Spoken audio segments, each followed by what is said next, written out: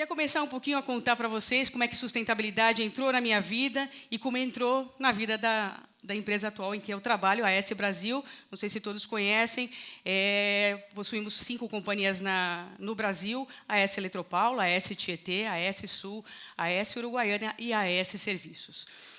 E foi interessante quando eu olho hoje um pouquinho para trás e falo como é que isso acontece, eu acho que é um conjunto de fatores, né? Primeiro, um pouco dos valores familiares, aquilo que você herda da sua família. Depois, momentos que você passa. Eu acho que tem momentos, sim, importantes e, às vezes, um tanto difíceis também para a gente. Como você encara os dilemas do mundo, né? Isso vai se formando e vai entrando, de certa maneira, na maneira com que você pensa, na maneira com que você age. E até, sim, por que não, as oportunidades que surgem na vida profissional.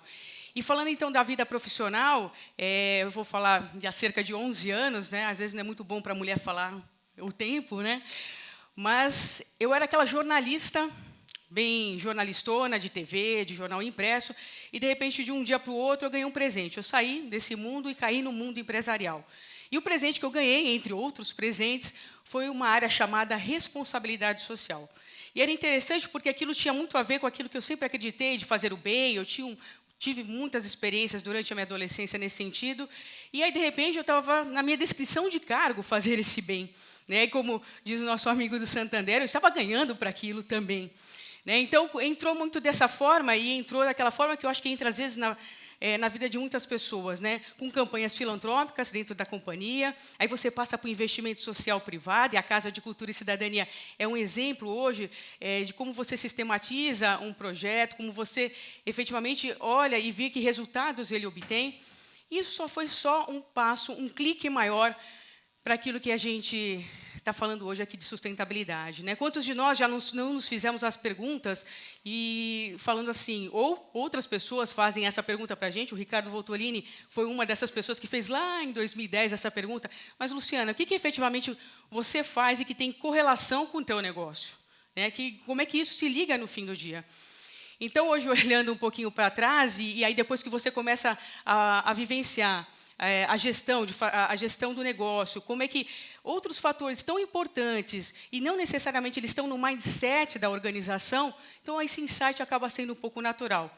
E a gente brinca um pouco lá na nossa área, né? É pelo amor ou pela dor. E graças a Deus, no caso da AS Brasil, foi pelo amor. Tudo isso aconteceu numa noite fatídica, no finalzinho de 2009, quando nós estávamos ganhando um prêmio de extrema relevância e sustentabilidade no país. E aí o presidente estava um pouco incomodado com aquele prêmio. Ele falou assim, mas, Luciana, me conta um pouco. Quais são as metas?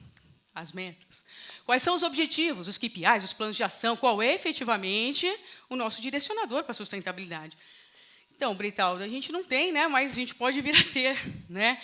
E aí eu digo para vocês que aquela noite, né, e foi interessante porque foi num momento muito descontraído do evento, naquele momento fã, do coquetel, que aquela noite mudou muito a nossa vida. Né? Foi um divisor efetivo de águas. E como eu gosto de brincar, como diria Lulu Santos, nada do que foi será do jeito que já foi um dia. E realmente, hoje, olhando, quanta coisa mudou de lá para cá.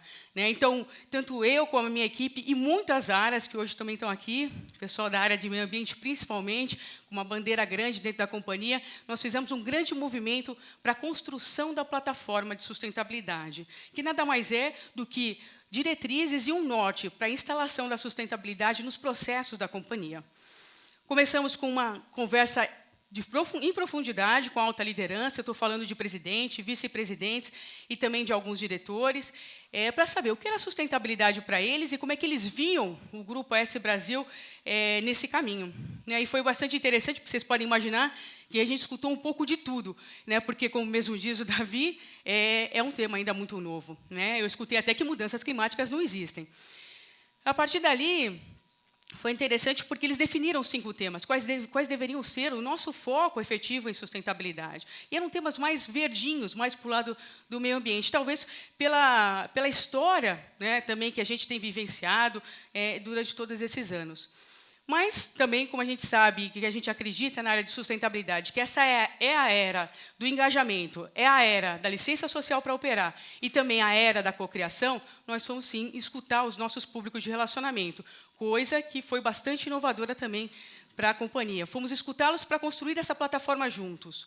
Né? E a gente tinha lá, então, painéis de diálogo com 130 públicos de relacionamento, entre eles colaboradores, clientes, fornecedores e membros da sociedade civil organizada, que nos falaram quais deveriam ser os nossos focos.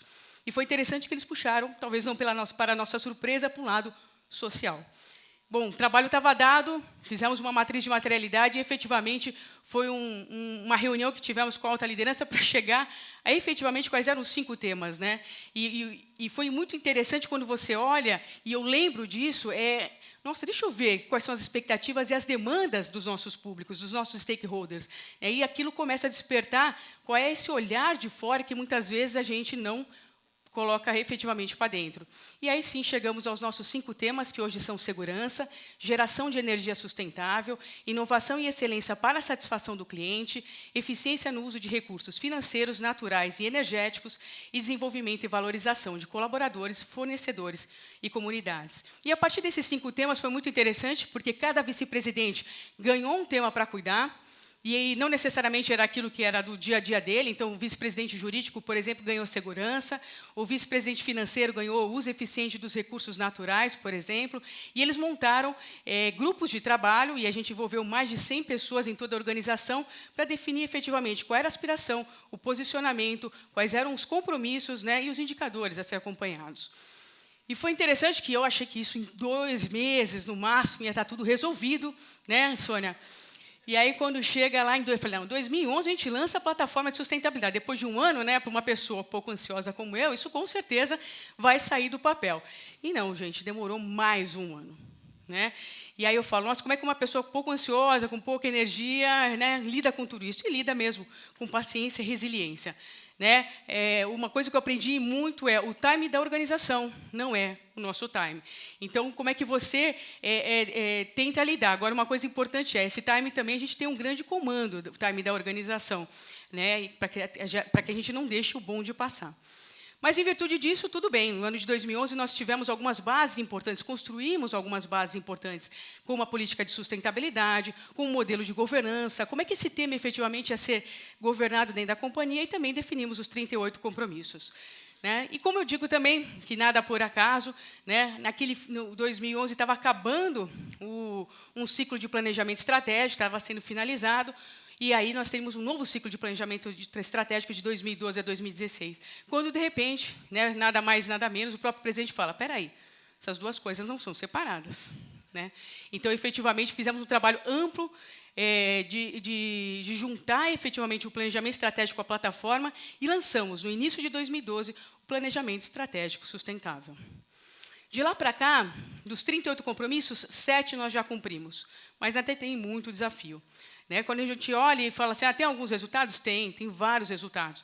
Quando eu olho, por exemplo, eficiência no uso de recursos naturais, o que a gente já conseguiu de reduzir em 50% os descartes que nós temos, lembrando que nós temos muitos materiais de rede, o descarte para aterros, a reciclagem e tudo mais. Quando eu olho, por exemplo, eficiência no uso de recursos energéticos, nós chegamos à melhor meta, ao melhor índice de perdas de toda a nossa história, o índice de perdas de 1 dígito, né? Ou seja, um impacto que tem grande não só para a empresa, para toda a sociedade que paga por essas perdas, fora o impacto ambiental, em virtude das térmicas nesse momento estarem ligadas, então a gente tem uma influência grande na emissão também dos gases de efeito estufa. Quando a gente olha para fornecedores, todo o projeto que a gente tem desenvolvido com eles, de educação nessa cadeia de valor, um público extremamente importante para essa. Quando a gente fala de levar energia regularizada para as comunidades de baixa renda, hoje um projeto que já atingiu 2 milhões de pessoas, né, com energia segura e com qualidade, e a gente está falando de um comprovante, né, de residência, a gente está falando de um comprovante de cidadania, que ele pode abrir uma conta no banco, que ele pode abrir crédito e assim por diante. E em segurança, para finalizar, quando a gente fala de resultados, ainda tem um desafio enorme, a gente caminhou muito em colaborador e fornecedor, mas com população, a gente ainda tem um problema enorme quando a população, principalmente quando faz o seu telhadinho, a sua segunda laje, encosta na rede elétrica e acaba se acidentando ou até morrendo. Então, tem um trabalho grande ainda nesse sentido de comunicação e também de engajamento. E quando eu olho tudo isso, eu falo assim, nossa, quais são os desafios? Tem muitos. Né? Eu gostaria de enumerar um desafio interno e um desafio externo. O desafio interno, sem dúvida nenhuma, é permear a cultura de sustentabilidade na companhia. E a gente está falando, sim, de comunicação como uma ferramenta, está falando, sim, de educação, está falando, sim, de melhorar o modelo de governança. Né? Como é que os nossos 8.000 colaboradores próprios, todos os dias, eles sabem, efetivamente, do real impacto daquela atividade, ainda mais lembrando que energia é um serviço essencial para a população, um serviço público e de extrema importância. Qual é o impacto da minha atividade? Quais são os riscos e as oportunidades? Como é que ele sai da zona de conforto e pode, sim, ser inovador numa empresa de engenheiros? Né? Como é que ele tem a visão sistêmica? Como é que ele pode olhar o longo prazo e também, embora seja cobrado por resultados de curto prazo, e possa olhar também o coletivo? E quando a gente fala do desafio externo, sem dúvida nenhuma, é o desafio que a gente está vivendo no setor elétrico. É um dos piores momentos que a gente vive, uma crise efetivamente financeira, e como é que esse planejamento estratégico sustentável sobrevive a essa crise. Então, esse é o nosso maior desafio no momento. E, por fim, para ficar, hashtag fica a dica, né? Aprendizados. Primeiro, acho que já foi falando um pouco aqui, não desista nunca. Eu sou a prova viva, né, de que não se deve desistir. Para não desistir, é preciso acreditar e ter paixão. Né? Isso nos dá um conforto ou uma base para ter resiliência e paciência. Mais uma vez, o time da organização não é o nosso time. Uma outra dica é, aqueles que já estão convencidos, gente, beleza. Aqueles que não querem ser convencidos, não se desgastem. Vamos pegar o povo da coluna do meio, que dá para trazer, sim, para convencer. E é interessante quando você faz esse trabalho e você mostra esse mundo novo, os adeptos que você ganha dentro da companhia para fazer a coisa rolar muito mais forte. Né? Para isso, precisa ter habilidade de persuasão. Eu vou dizer para vocês que nem sempre, né, Sônia, eu tive essa habilidade de persuasão. Então, é um amadurecimento que eu tive ao longo desse tempo para que essas coisas aconteçam mais naturalmente. Né? E, por fim, a última dica, já foi falado aqui, o engajamento. Sem dúvida nenhuma, nada se faz sozinho nesse mundo. Né? A interdependência ela é muito grande. Então, se eu risquei um fósforo lá atrás, essa chama acesa ela só é mantida pelas pessoas, pelas equipes, pelas áreas, pelos meus pares. E muitos deles hoje estão aqui, né, que eu agradeço em público de coração por fazer isso acontecer. E é isso, gente. Muito obrigada.